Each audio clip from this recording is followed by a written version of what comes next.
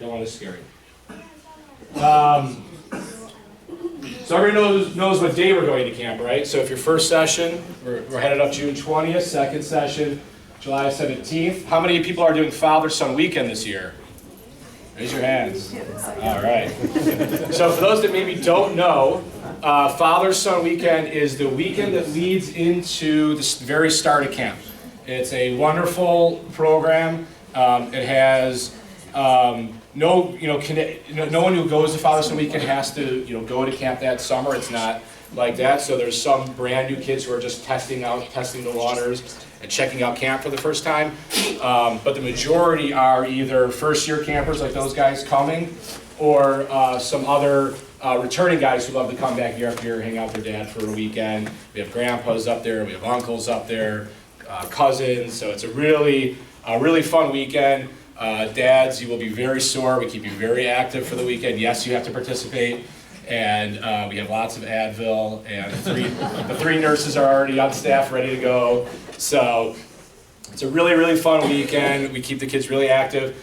It's also great because it lets the campers start to make some connections with the new kids before the deluge of 160, 170 kids.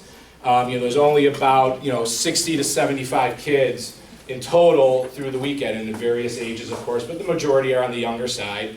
And you will already see as a father, I can tell you just from parents talking to us about it, that they already see connections being made just in those 48 hours of being up there, just hanging out, being in this space together. And then the other really great benefit that we've had from it is the fathers really get to meet the counselors. And we've heard tremendous positive feedback from the fathers, and then through them the mothers, about how great the weekend was, how impressed they were with our staff. Because one of the things that you will always hear Dewey and I talk about is our staff is amazing. They do a really great job. They're very attentive to your kids and their needs, and they're really great guys. They're great role models, they're great mentors, and they're great to one another. And so your kids are seeing an environment of guys from all over the world who come together for this 8-10 weeks, who they themselves are making these great bonds, treat each other well, talk to each other nicely, are attentive to each other's needs, and then are displaying that for the campers to see. So it's the best of all worlds in terms of attention for your sons, but also having great role models to look up to as they go through camp. So I highly recommend Father's Weekend if you could ever do it. Anything to add? All right. So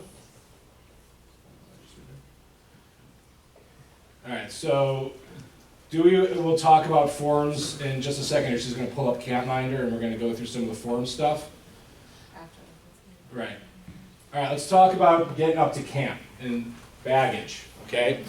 So if you're not doing Father-Son weekend, who's taking the bus to camp this summer? Okay? So a lot of you guys are doing Father-Son weekend, some of you doing the bus.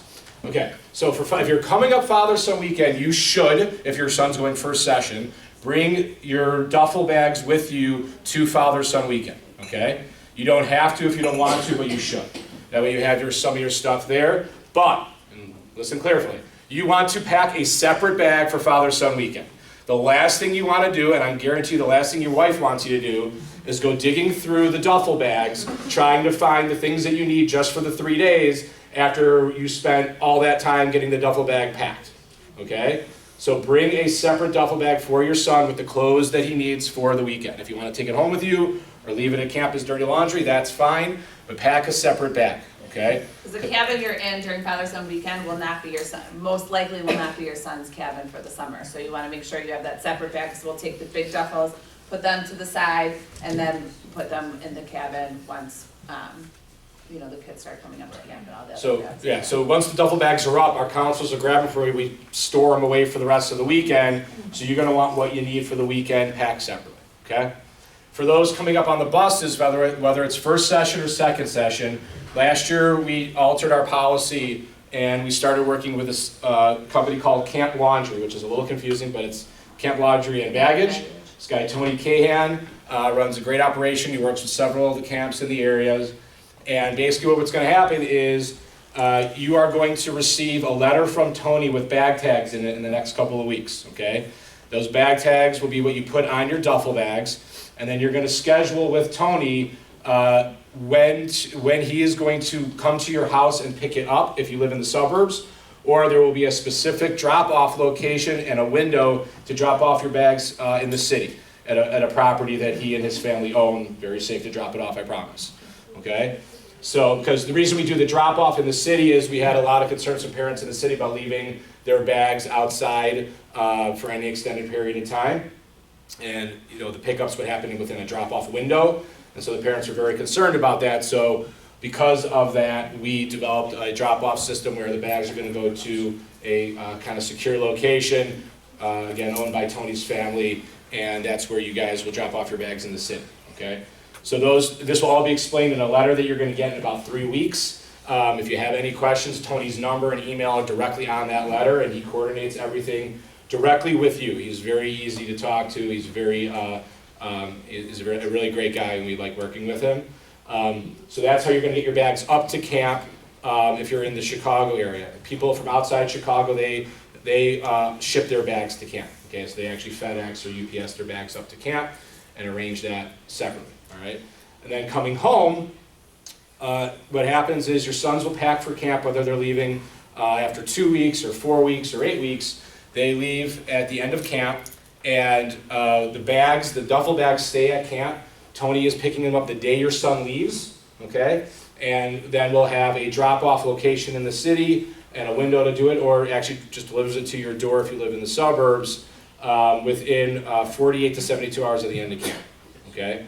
So he does it very quickly. There is also an option, and I'm not pushing it, I'm just telling you because you'll get it in the letter. He will do your son's laundry for you and fold it all very nicely and give you a brand new, cleaned and folded laundry and duffel bag at the end of the summer for a nominal fee relative to the weight of the how much It's bag. like something per pound, and he said the top one was like $20 Yeah, to do laundry, but he folds it and wraps it and puts it back in your bag and then delivers the bag So, to your house. not a lot of people took that option, but the ones that did, the ones, I will tell you, not a lot of parents did it last year. I did it, The- it was awesome. Yeah, the ones that did, nothing but were complimentary. So, just telling you. And again, this is just all Tony's operation. We just use him. As I said, he's doing 2 or 3 other camps in the area. Yeah. So so it's a great operation, and so that's how you're going to get your bags to and from camp. Okay. Buses. All right. For those taking the buses, here's how this works. Okay. So we meet just down the road here. At Crossroads, okay? It's right at the corner of Skokie Boulevard and Lake Cook Road. There's a big LA Fitness, for those of you guys that know it. So at the far end of the LA Fitness parking lot, you will see our 2 or 3 buses, depending on when you're coming and going. And that is where, parents, you are going to meet us at 8:45 on the day that you're taking the bus, okay? You're going to get there at 8:45. There's going to be several staff there, including Harry and some of the other counselors. Harry is the guy who runs the buses for us, okay? So Harry is going to be at the buses each time. He is the person in charge at the buses, and he will be there to make sure everything runs smoothly. So every camper gets checked in. New campers will have stickers with their names on them so that counselors can... Everyone has stickers, but theirs will... Right, we'll identify them as first-time campers, excuse me. So everyone has their name on their shirt, but first campers are identified so that we know who our first-time campers are. We check you in between basically 8:45 and 9:15. Parents are not allowed on the buses, okay? And then at 9:15, the campers get to go on the buses. The buses are assigned, okay? So it's not a free-for-all. We do it by age for the most part. So the youngest guys will be on bus 1, middle guys bus 2, oldest guys bus 3. You go onto your assigned bus at 9:15. The bus guys make sure the buses are good to go and we're all checked off. And parents, you say goodbye from outside, okay? Parents are not allowed on the bus. It makes it much easier that way, I promise. You find your son's seat, you wave goodbye, and at 9:30 on the dot, the buses are off and on their way to camp, okay? Campers, the bus ride, from what I understand now, is very fun and enjoyable. We stop twice, okay? We stop once in Milwaukee. We have a bunch of campers, as we mentioned, that come from outside of Chicago, and they fly in for the most part into the Milwaukee airport, and we pick up them and they get on their buses. We'll have counselors stationed at the Milwaukee airport to get those guys on their buses. And then Once everyone's set, ready to go, we continue on our way. We stop just outside of Madison. You get your last taste of McDonald's for a few weeks, and we have a quick McDonald's stop, and then you make your way up to the rest of the way to camp. So we leave about 9:30, we get into camp about 3 o'clock, okay? There's a bathroom on the bus, all right, but we also stop, McDonald's so you guys can get off and stretch your legs. There is some entertainment on the bus, they play a movie for you, but generally I think guys are just super excited to start talking about camp, catch up with their old friends. I mean, and this is like a thing, like the CITs all fly in no matter where they are from, and they come and get on the buses and they dress up for it, and like they take the bus up to camp for their last time up to camp as campers. It's a big deal, and guys have fun with it, and it's a really exciting time, that couple hours up there getting ready to get up to camp. You start to see things that you recognize that show you that you're getting closer to camp. The trees turn to these beautiful evergreens and pines, and the air smells fresher, and you're at camp. And you're in the bubble, and we're ready to go, okay? Any questions from anybody about buses and getting up to camp? What's the staffing on the buses? Did you say that? Yeah, there's staff on every bus. There's at least 2 up to 4 staff on the bus, depending on the age group. And then there's also staff stationed at the airport. And then there's also, just in case, there's a van following the bus. So, yeah, we're well covered. You have a question? Is the bus like ever overcrowded with campers? Is the bus ever overcrowded with campers? No.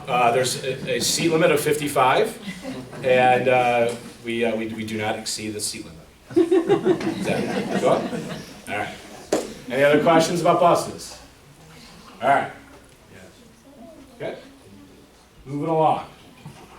All right, so now we're at camp. Let's talk about some of the things that are important for camp. I'll talk packing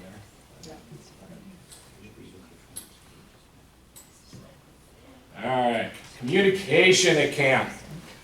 Communication at camp is important.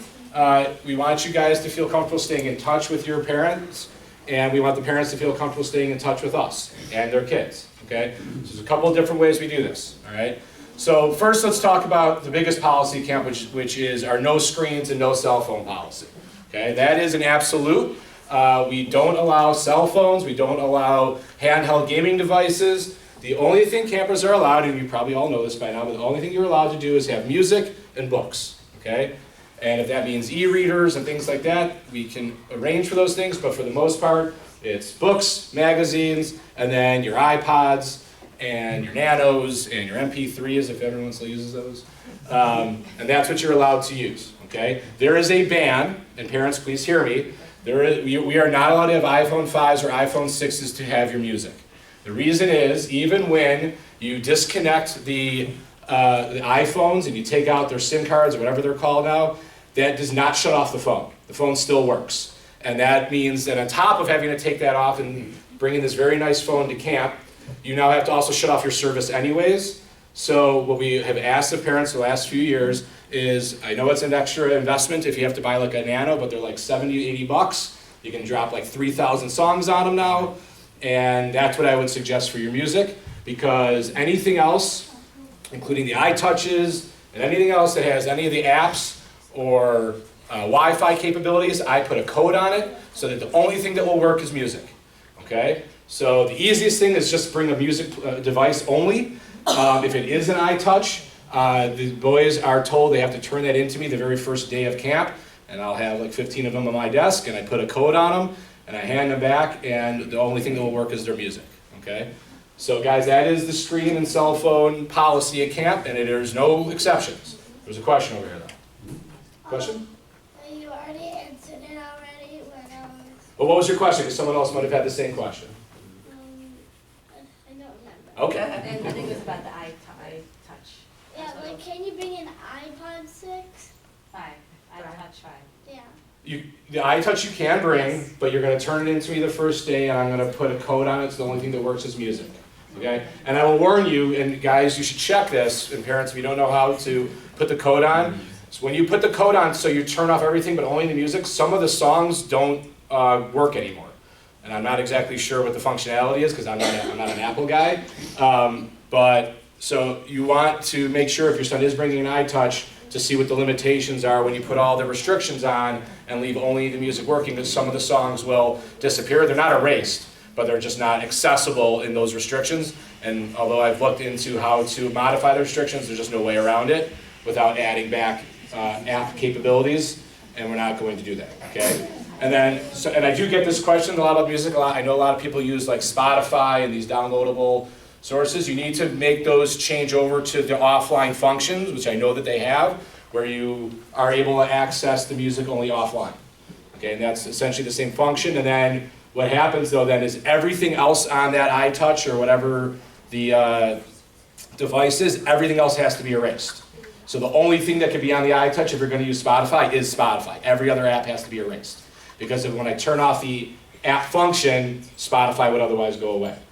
Okay, so I know that's really out there and complicated, but this is I really... would just suggest getting a music thing. Bring the music. It's so much easier. And this is my own personal opinion, so take it with whatever you want. I don't think they need the stuff on the bus either, like coming up, playing the games on the bus. Like they're with friends, okay? Like, and this is like, they're getting ready to come to camp. They should be able to talk to each other, enjoy the scenery, and enjoy life, you know, getting ready for camp. So that's my personal opinion. You can do what you want. We're gonna take all that stuff and put it into the safe once they get to camp, if they bring the Game Boys and all that stuff, because it's not allowed in the cabins. So that's up to you, what you want to do with it, but in my personal opinion, I think they're with their friends and they should talk with their friends, you know, maybe teach them a couple card games before they leave, I don't know. But I think it's just easier if you just get the music. They can, I know some kids, it's easier for them to fall asleep with music, and that's fine. So, you know, up to you. That's just our policy, but we do not allow screens in camp. And last thing with music, make sure your son has headphones. The boom boxes and the, I don't know, whatever they're called, sorry, but the little, yeah, I'm aging myself in front of you, but the little players and everything, you can have them, and you'll see, you know, in pictures and stuff, you guys have looked, guys do that stuff around camp, but in your cabin, particularly if you're like an early riser and you want to listen to music, you have to use headphones. You can't use the speakers or any of those audio devices. It has to be headphones, so make sure you bring a good, comfortable pair of